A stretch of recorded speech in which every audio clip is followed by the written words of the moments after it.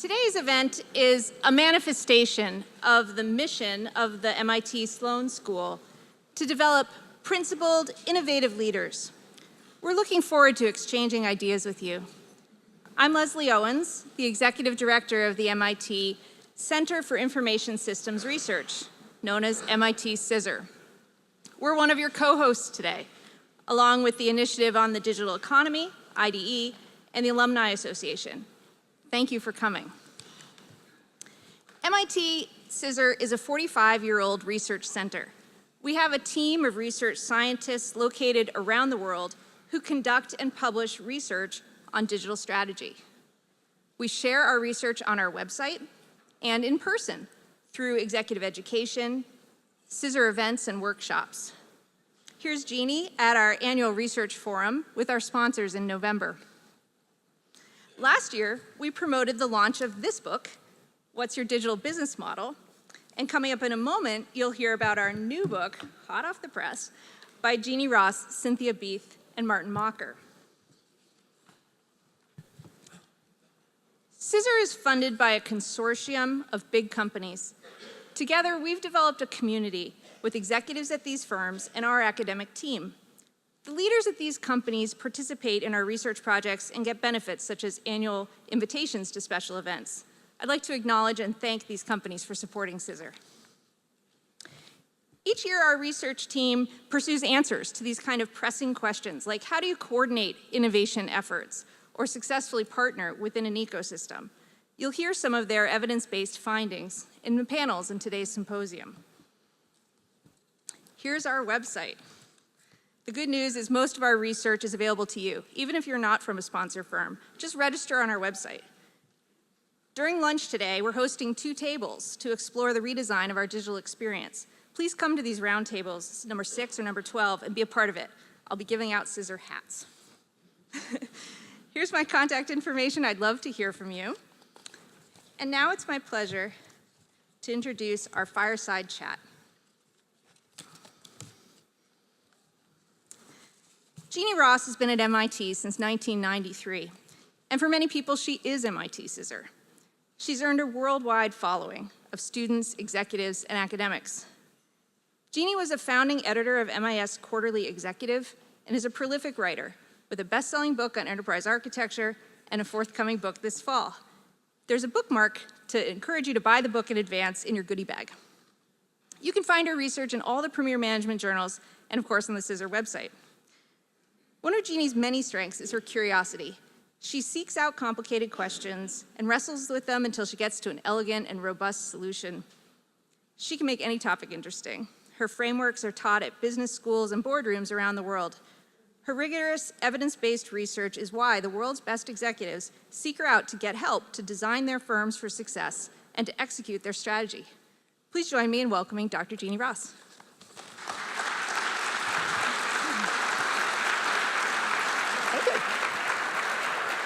Good morning. I'm so thrilled to be here and to have this opportunity to introduce you to our new book, Designed for Digital. This has been a 5-year effort as we've tried to unravel what it will take for companies to design or architect themselves for success in the digital economy. When I think about digital, I think much of the excitement is around the business models and the strategies, and I'll grant you they are exciting. But we believe that the essence of digital is recognizing that those business models and strategies are changing every day. What is possible, what customers want, what they're willing to pay for changes constantly. And what that means is that unlike past business success, success in the digital economy is not so much about brilliant strategy. It's about being able to execute constantly changing strategy. That is a huge difference. And what it means is that design will trump strategy. And what we want you to understand about design is we're talking about the people, the processes, the technology that deliver your customer value proposition. So here's the problem. Most established companies have not been designed to constantly change what strategy they're executing. Indeed, if we look at our established people, processes, and technology, mostly what we've done is we've structured our companies to deliver today's strategy efficiently. And as we try to move from a world that's pretty stable around our current strategy and has embedded these people, process, and technology to let us do that, into a world where we want to be designed for agility, that is a massive, massive change. And so the surprise to us in our research is that even though digital seems to be all about speed, it actually takes a really long time. And that is what we're trying to relate in this book. And we want to get you on a journey where you feel confident that even though this has taken a long time, you will succeed, you will get there. That's what the book is about.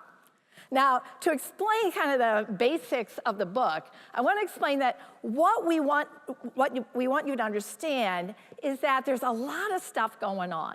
Much of what's going on is what we call digitization.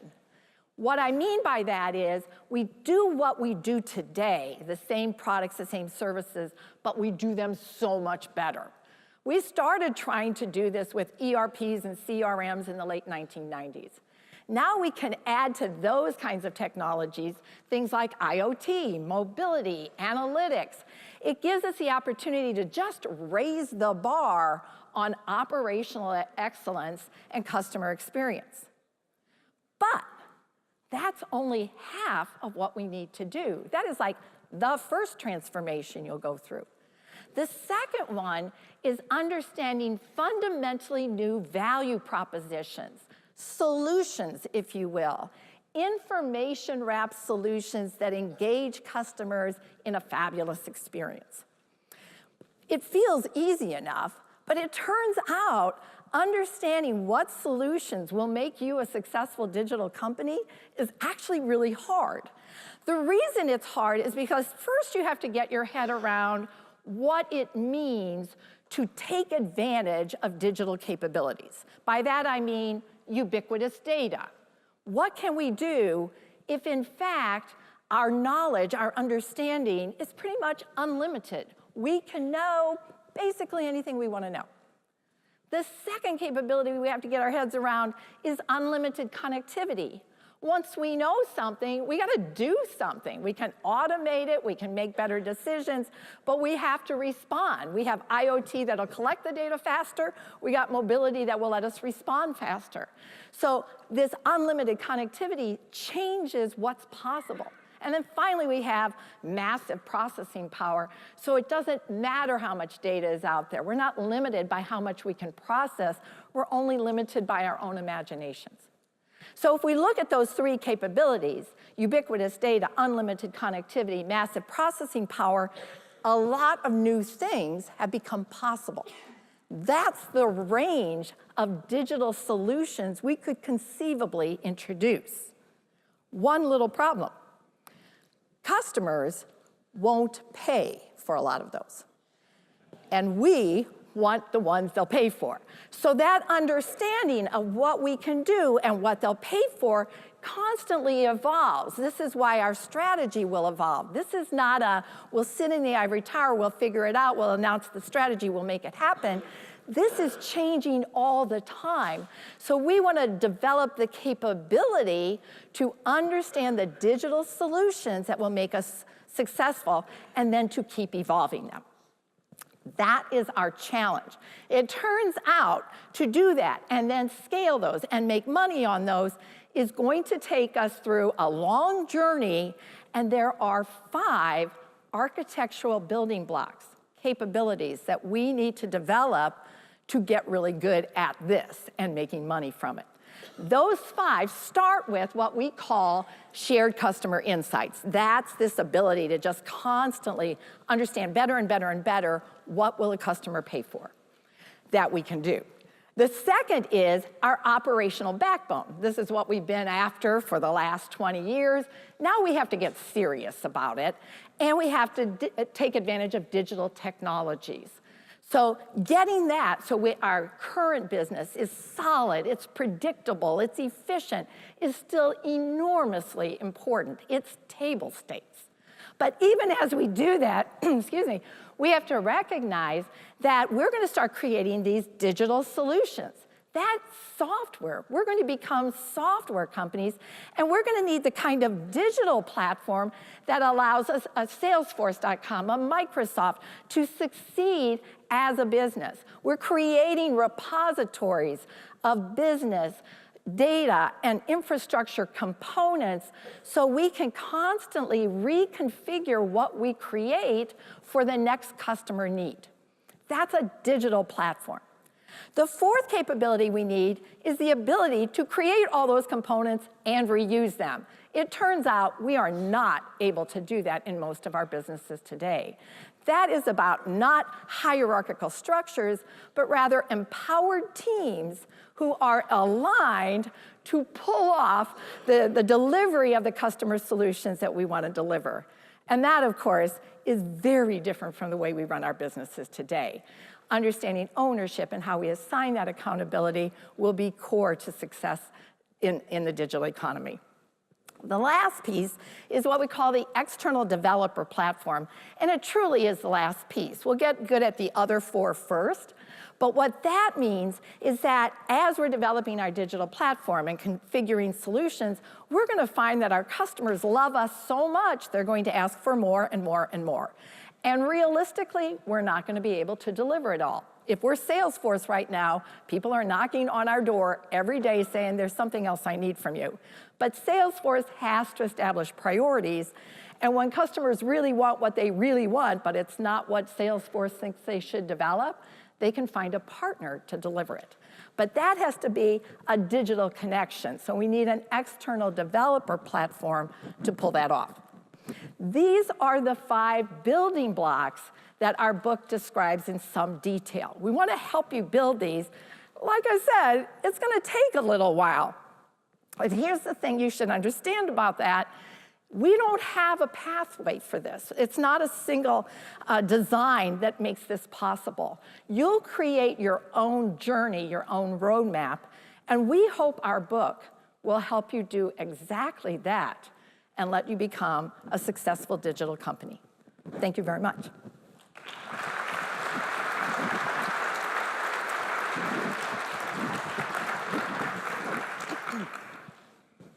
I'll be taking Slido questions throughout our fireside chat. Hi, Jeannie. Hi. So you said something that I want to make sure everyone in the audience heard you say. So if I have existing products and I add mobile, I add analytics, I maybe add sensors, am I digital? No, Leslie, you're not. You're digitized, and you might be really making a lot of money on this. You might have very happy customers, and in the short term, this is probably, in most industries, not all, not if you're in retail or media, but in most industries, that'll be enough for the short term for you to perform better and better and better. But if you want to look at the long term, then you have to recognize what companies that are Uber-like in their thinking are going to do to your value proposition. And what they're going to do is they're going to wrap what you do in information, and they're going to steal your margins by taking what you do and making it better. And basically, for you to be digital, you want to beat them to that. So I've got 2 things to worry about. Using tech to make digitizing better. Yes. And becoming digital. Yes. And changing what I sell. Yes. So, so I don't sell products anymore, I sell digital offerings. Exactly. Thank you. And what is a digital offering? A digital offering is a solution. And I think that will take some getting used to, understanding that for individual companies. But let me give an example. Okay. One of the companies we've studied and have been quite fascinated with is Schneider Electric. Schneider is basically, for years and years and years, it has been a manufacturer and engineer of electrical equipment. And what it started to realize is that it could put alerts on its big equipment, switchboards, transformers, things like that, and recognize when they were dying or overcapacity or whatever. It helped them with their sales, frankly. But that was like the beginning. As they started to think about the real opportunities of digital, of sensors, and of AI and analytics, they said, there's so much more we can do. We could actually develop energy management solutions. We could tell customers how to get more bang for their buck in energy. And so they started taking advantage of all that data they had and collecting a lot more and offering energy management solutions. So they created this offering called Resource Advisor. It helps people at Hilton hotels cut their energy costs and make sure their energy in every one of those guest rooms is reliable, and then take that idea for Resource Advisor and spread it out to all kinds of industries with all kinds of reconfiguration and reuse of their capabilities. Okay, so if you are concerned about your Uber moment and you're Schneider, how long does it take to build something like Resource Advisor and bring it to market? You know, I've never gotten a definitive answer on how long this was, but I'm going to say it was around 5 years. Okay. Because when you're developing, especially in B2B businesses, when you're developing your first solution, you're going to think it's brilliant when you just come up with the idea. But unfortunately, your customer probably won't. The story I like to tell around this is I had a friend who said, you know, when I was in high school, I had all these girls who were friends of mine, but when I would ask them out, they'd go, oh, I'm sorry, I don't think of you that way. And Schneider said they had exactly the same experience. They went, we're going to give you energy management solutions, and their customers went, Schneider, I don't think of you that way. and so they had to really partner with Hilton and a few others to help them see what was possible and why it's a good deal for them. And then they have to continue to do that. So it takes a while for this to grab hold, and then you have to recognize what the reusable components are. In this case, it's things like a dashboard that could be used by future customers with some tweaks, right? The collection of the sensor data, this underlying capability for asset management. It's algorithms that tell you that there really is a reliability problem right here. So there's a lot of things going on, and so it takes a while to build, it takes a while to sell, it takes a while to recognize how you'll reuse. The good news is that Schneider now has 20 advisors with different names, and they will soon have 40. So once you get going, you do gain momentum, and this really starts to sail. Okay. The big piece of the book is the 5 building blocks that you came up with. And I've seen you teach the 5 building blocks, and sometimes we even have magnets where we have executives lay them out and think about the timing, which comes first. So do you have a sense of which block comes first or how to do this mapping? The good news is a lot of companies aren't disrupted yet. Okay. And if you're not disrupted yet, I would sure attack that operational backbone. We went out and studied. Our 2006 book was basically about the operational backbone. And although we said this could take you 6 to 10 years, it's now been 13 years. And when we went out and surveyed recently, what we learned is only about 14% of companies have an operational backbone that is an asset. Mark has one at Tetra Pak, as you probably figured out. But most companies do not. And this, I think, is just urgent now. We told you it'll take 6 to 10 years. You don't have 6 to 10 years. So you're looking for shortcuts. The good news is there are more technologies that will give you shortcuts. You can narrow your focus. You can rely more on partners. You don't have 6 to 10 years, but the good news is you probably don't need it, but you need enormously good focus on developing the essence of an operational backbone that will make a difference. So when I first came to Scissor and I heard you talk about the operational backbone, and I know it's kind of an abstraction because you have a career in enterprise architecture, but you're describing kind of a bunch of systems that together make it's a concept.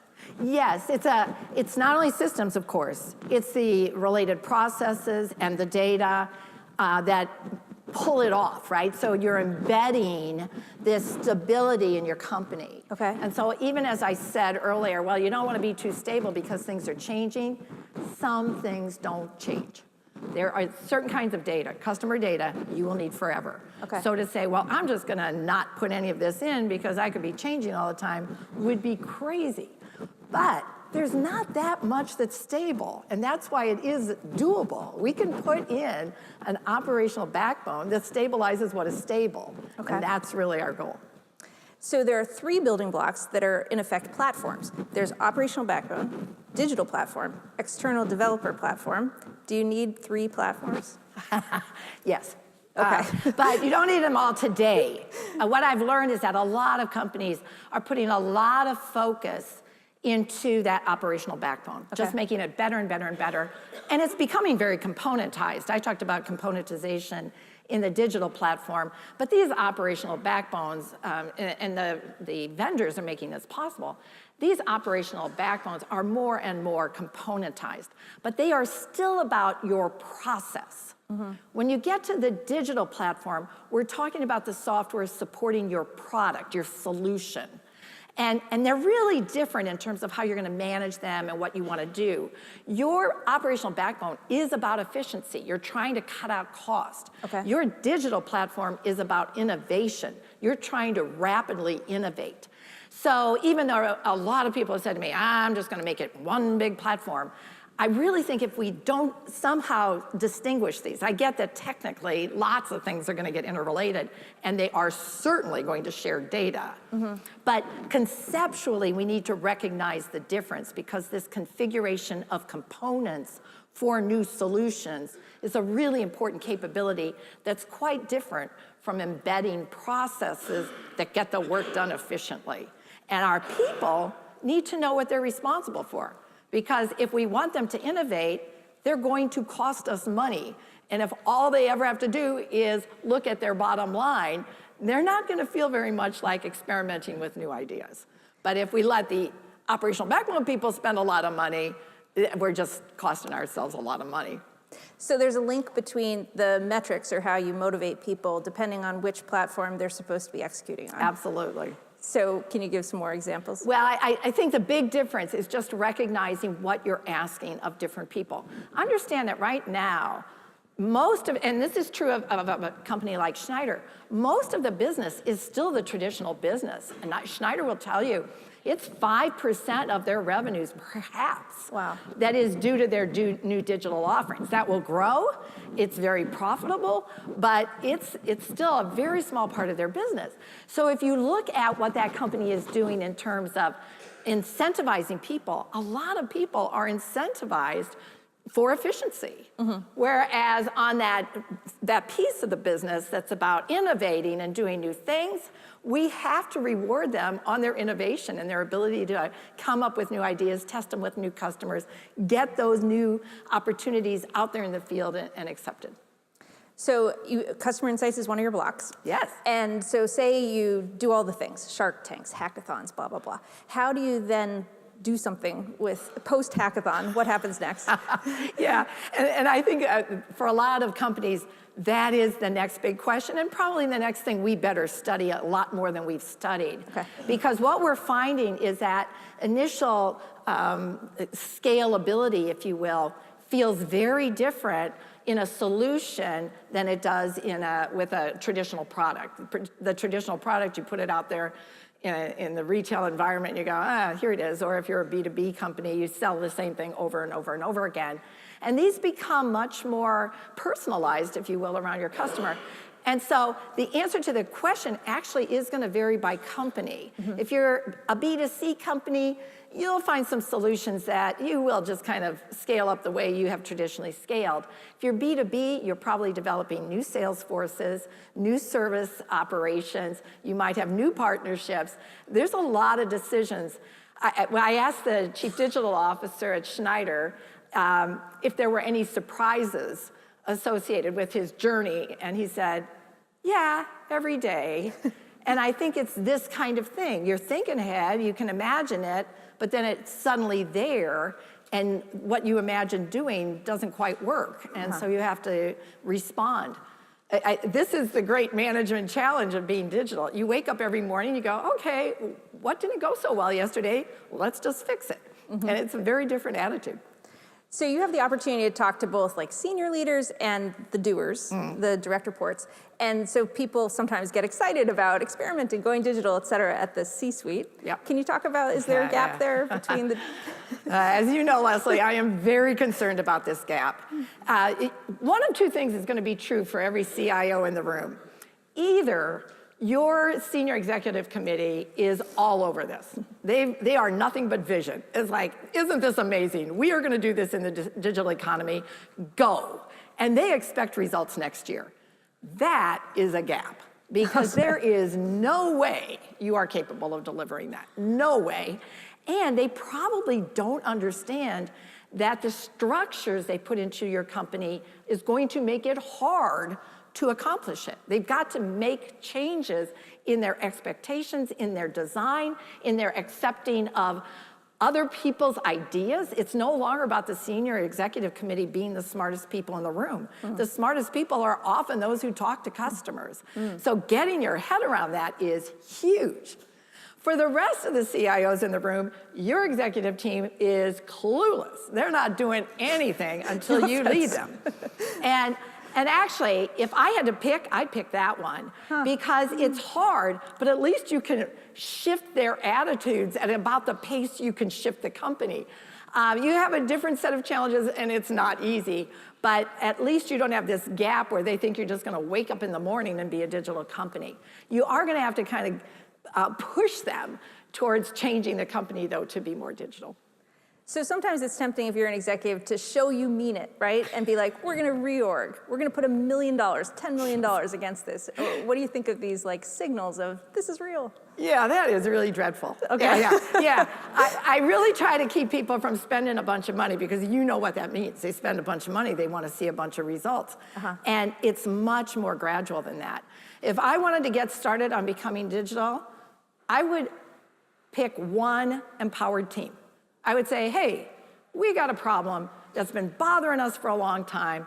I'm going out, I'm finding probably one person who gets stuff done. And I say, I need you to get this done. And maybe it's been a customer who's difficult, maybe it's a service problem, I don't care what it is. You just go out and you find one person and you say, you let me know what resources you need, solve this problem. And what happens is you start to change the mentality of the company. You start saying, this isn't about structuring into little boxes with a hierarchy. This is about getting stuff done. And then you'll learn how to do the second team.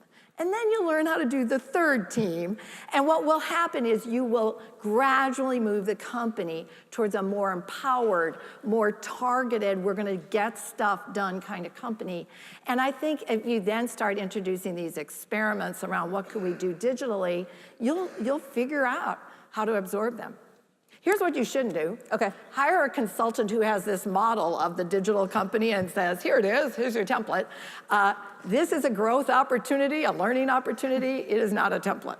Okay, fair enough. When I hear empowered and people solving problems, I worry about chaos. Yeah, you should. Okay, and I know you've studied governance for years, but your building block, you call it accountability framework. Yeah. So governance is a common mechanism when things go wrong, we'll enact governance. What's accountability framework? What's the difference? Yeah, the accountability framework, I think, incorporates governance. Okay. But the reason we called it accountability framework, and we did debate that a long time, is because we recognize it's not truly stable. That what you're trying to design into this is constant change. So you're looking for the principles that will guide how you're going to assign accountability and ownership for getting things done in the company and align them in a way that you can achieve bigger organizational goals and avoid the chaos. So you're gonna have this constant tension of empower, align, and that's why you wake up every morning and tweak a little bit. Okay. But so it has the same purpose, I guess you'd say, as governance, but it's more of a philosophical approach to assigning ownership and accountability. And are you talking about IT here, or you're talking about the whole company? The whole company. And I think the distinction between IT and everybody else is pretty much going to go away. You certainly see that in the companies that have made real progress. Their teams are very cross-functional. And there's always great IT people on these teams, but people start talking technology pretty comfortably and you lose track of who's who. Okay. So you've talked before about the Toyota as an example of a big old company doing a lot of the best practices that you've identified in your research, starting small, cross-functional teams, experimenting. And one of the things that they're doing that I think will help the audience understand components is what they're doing with this car service. So I think, can you explain that? Because it helps with components. Yeah, I think Toyota is a really interesting example, although interestingly, a lot of car companies are. They're not that different. What's happening is they're looking at trends and they're saying, well, right now, every year we sell more cars and we'll need autonomous driving. They think that's the big digital thing, so they're spending money on it. But to be sure, that's not the extent of it. Autonomous driving is going to make you enjoy your car more, but it's still about car ownership, right? What they realize is a lot of people don't want to own cars anymore. I am an example of that. I live in Cambridge. Having a car is a pain in the neck. I just want to get from here to there, right? And they are understanding that and also understanding it's going to take a long time to see how that's going to sort out.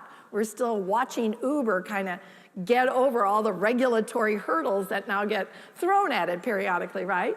And so what they want to start doing is experimenting with mobility services. And so basically they look for opportunities. The first one they get is in Honolulu. One of their dealers says, people don't really want to buy cars anymore, and that's because there's not enough parking in Honolulu. So what we'd like to do is make cars available that they can drive, but we'll have to make the parking spots available, kind of like Zipcar. And Toyota responds with, why not? So let's think through what that means. And the components they start to recognize is, well, I need an app. Okay. That app needs to be able to let you reserve a car. Then it needs to let you unlock the car. Then it needs to let you start the car. Then it needs to let you pay for the gas. It needs to let you find the parking spot. It needs to let you pay for the rental or however you want to look at that. And so each one of those is a business component. Okay. Underlying that are these data components that tell you where your cars are and let you do analytics on how many cars do you need, what kinds of cars do people like, what kind of customers do you attract. And you need these infrastructure components around security and asset management and identification. So those things all become components, and lo and behold, the next opportunity that Toyota sees is a bus company in Japan that wants to make sure that its routing is good and people can reserve seats. They just pick up some of those components and reuse them. And that is the reconfiguration and reuse and identification of components. And the kind of snowballing. Yes. And so if you're at Toyota, if you're one of the execs, do you look around and say, well, Zipcar's already done it, like missed it? I mean, how do you have the courage to say, okay, there are startups, but I'm Toyota? This is such a good question, Leslie. I think even Schneider feels like they're running into this. Suddenly, everybody's going, well, I'm an energy company. I'll do energy management solutions, right? And we're seeing this with healthcare. I'm an information company. I'm an X-ray company. I'm a medical devices company. Everybody's collapsing on these opportunities. I think all that tells you is you better hurry up and start experimenting and see what kind of opportunities are there. Because if you wait for the Uber to get your market, it is very hard to get it back. If it's not really a market, just make sure you figure that out right away and try something else instead. So we have to understand that there are a lot of things that look great, but we need to be aware as to whether they are real opportunities or not, and then we seize the real ones and we go after them. Yeah, and that circles back to what you said earlier about using will customers pay for this as you're driving North Star. Yes. Yeah. And you're looking to do this, obviously, with as small an experiment as you can. Okay. What Toyota told us is that what they started doing in mobility services was profitable from day one, but it was not material. It does not show up on their financial statements, but that's fine, right? So the expense doesn't show up, the profit doesn't show up, the revenue doesn't show up. Here's what did happen. Their CEO saw what was going on in North America. This was not a CEO-inspired moment. This was a CIO inspiration. And he's watching what's going on. So now the actual revenues and profits don't show up on the financial statements, but in the annual report are 2 paragraphs in which the CEO says, by the way, we have a vision for our future. We will be a mobility services company, even though he does not know what he means. Risky. And you know, it sounds so risky. I would argue he doesn't have to know. Okay. He's got hundreds of thousands of people who will figure it out. That is what it means to be digital, is you get that. You as a CEO need to help people kind of target their experiments. You do not need to know what the results will be. Okay. I welcome your questions through Slido. Please feel free to throw them out there, vote them up. We have one here of how do you fight digital fatigue? So there's, it's long, like you said, it takes a long time. Yeah. There's a lot of hype. Yeah. Yeah. I don't know. Okay. So conferences. But here's I think a possibility is that keep it focused, right? We can't pursue everything all the time. And so both on the digitization part of this, where we look at everything that's not working in our operational backbone, forget about everything. Forget about all your data. Really? Do one thing right. I think the enterprise architects in the room are uncomfortable with that statement. I'm sure you're right. Okay. But I also think the enterprise architects in this audience have forever experienced what it's like to set big goals and achieve none of them. Okay. And I think most companies have had that experience, and enterprise architects are the people who recognize if we don't get this to a scale that we can achieve things and get enthusiasm around because we're better. You really don't suffer the fatigue if everybody walks into the office every day and goes, wow, this business is better than it was yesterday. We are more profitable, more customers love us. You just don't feel the fatigue. But that's about making measured steps that make a difference as opposed to just having this incredibly difficult challenge that you feel like you're slogging along at. Right. Even if the experiment like Toyota Connected, the excitement at Toyota Connected is crazy for a company that is making money that is not showing up on the company's financial statements. Yeah. So in your briefing that you just published last week, you talk about learning from failure, or how you don't love that expression. And I think that speaks to the digital fatigue thing, that's another really common catchphrase. Yeah. We're learning, we're failing, you know? Yeah, Nils von Stetten and I wrote this briefing that said, you know, everybody's trying to learn from failure. And we're researchers. What we've learned is we can't learn from failure. Because basically, if you failed, you probably did a bunch of things wrong. And there's nothing in the evidence that makes clear which of those things mattered most. Not unless you have a lot of the same failure, which you really don't want to do. Okay. You will learn from success. You will learn from testing hypotheses.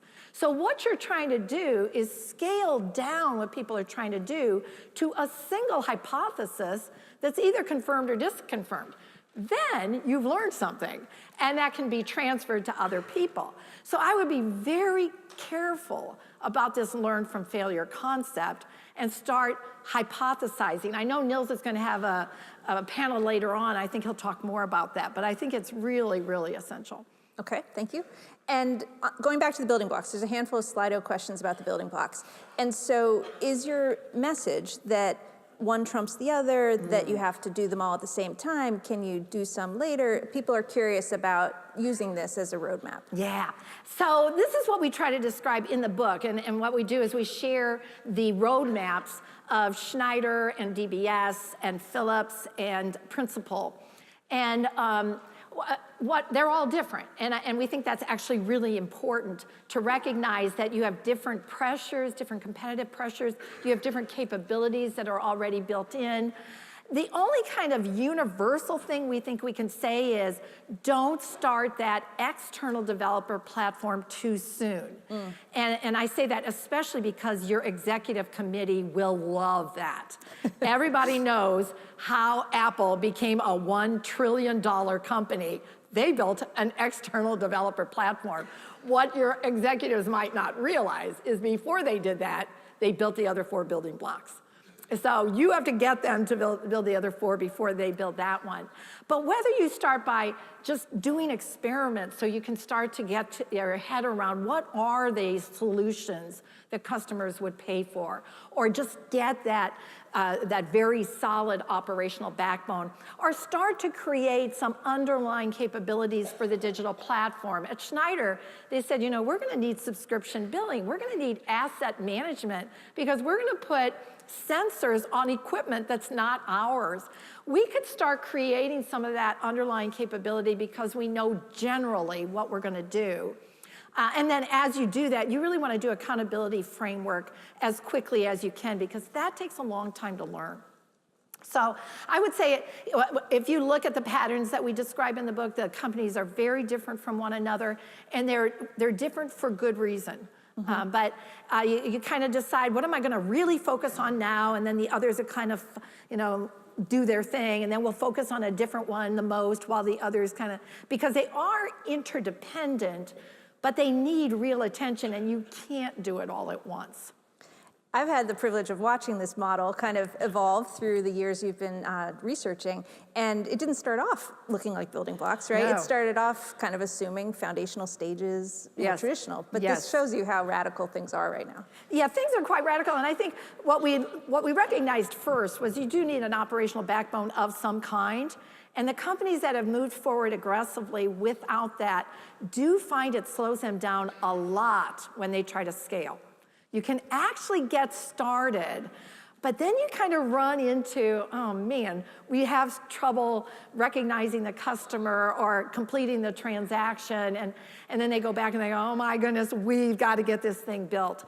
I don't think they would tell you they regret the order in which they went after things. I think they just say, boy, when you get to needing that, you really better put a lot of energy into it. You don't have to wait. That's right. Right. So a handful of quick questions. What do you think is the biggest mistake that a leader can make? The biggest mistake would be not to listen. You now have however many employees are in your company who have good ideas, and you want to know what they are. And they're going to learn things, and you want to know what they learned. Okay, so you've talked a lot about experiments and small moves. What would you recommend is the smartest small move someone in the audience can make? I would go for create a team. This accountability thing is really important. I have a daughter at Google, and she told me one day, I went to the gym today and it really smelled bad, so I looked up who was in charge of making the gym smell good. And I went, they have somebody in charge of making the gym smell good? And she said, we got somebody in charge of everything. And she said, you find it on the web, and you write them, and you go, what the heck's going on? And they write you back, and they say, we'll put you on the listserv, and they give you the history of what they've learned so far. And this is just a mentality.